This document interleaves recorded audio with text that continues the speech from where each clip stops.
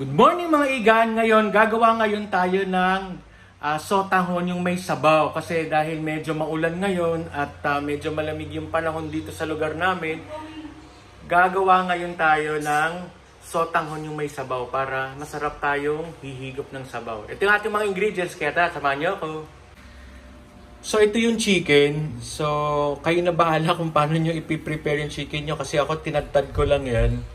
So meron tayong Baguio beans, carrots, sibuyas, bawang, at ito yung ating sotanghon. At nagpakulo tayo. Ito gagamitin natin itong broth na to. Ayan. Oh, yan, mainit-init pa. Gagamitin natin yan para dun sa ating sabaw. Chicken broth. So, igigisa lang natin yung bawang.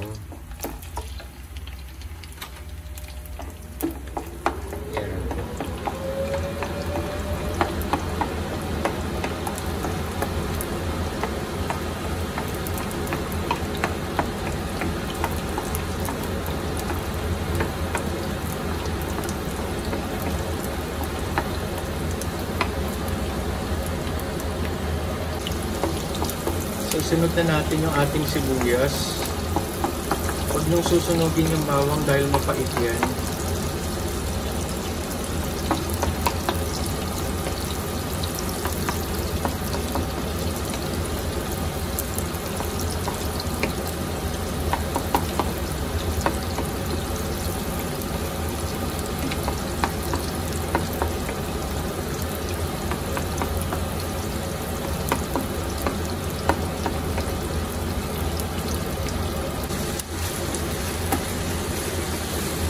So yan, ilagay na natin yung ating chicken. Isa lang natin yan. Dahil luto na yan, a-absorb lang natin yung yung bawang sibuyas dun sa chicken.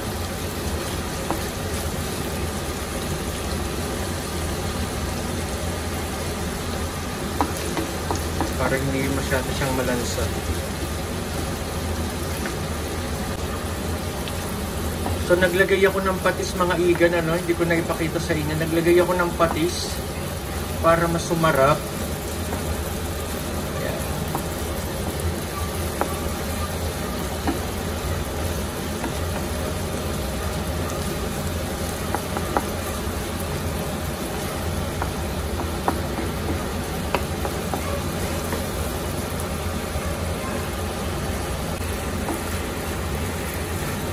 Guys, masarap to lagyan nyo ng paminta. Kaya lang ako kasi dahil may bata, hindi niya makakain ng may paminta.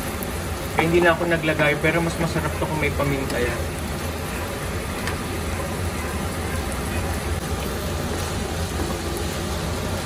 So yan mga igan, nilagay ko na yung ating gulay. Mas masarap to kung may Baguio pechay. Kaya lang, wala akong ngayong Baguio pechay, kaya hindi ko na nalagyan.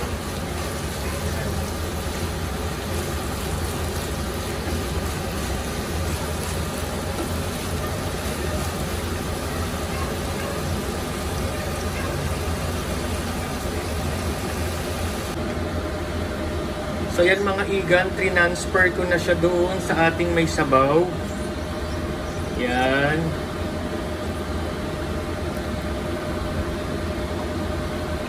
Yan. Hindi ko na napakita kasi ako lang yung nagbi-video, kaya yan. Mapupuluhan lang naman natin yan dyan.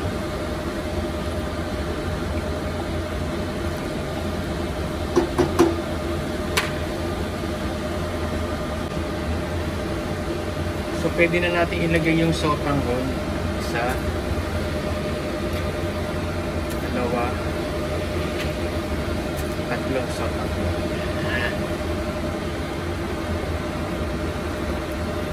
Para maluto na siya. Para matansya natin. Kasi kinakain niya ng sabaw eh. Kaya, ayan.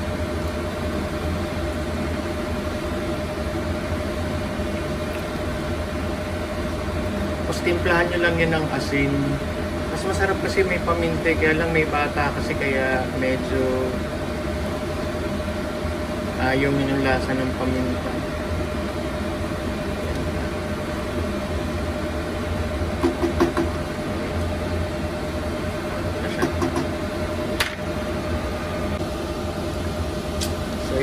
Yan, nilagyan ko lang siya ng aswete para maganda yung kulay niya kasi puting-puti. So nilagyan ko lang siya ng aswete. Tapos lagyan nyo lang ng patis, tapos tansyahin nyo lang yung inyong panlasa at okay na yan. Ganyan lang, sarap na.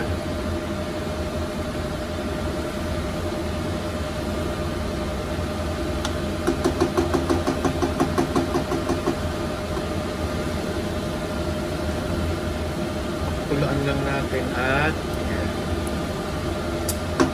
Okay na to.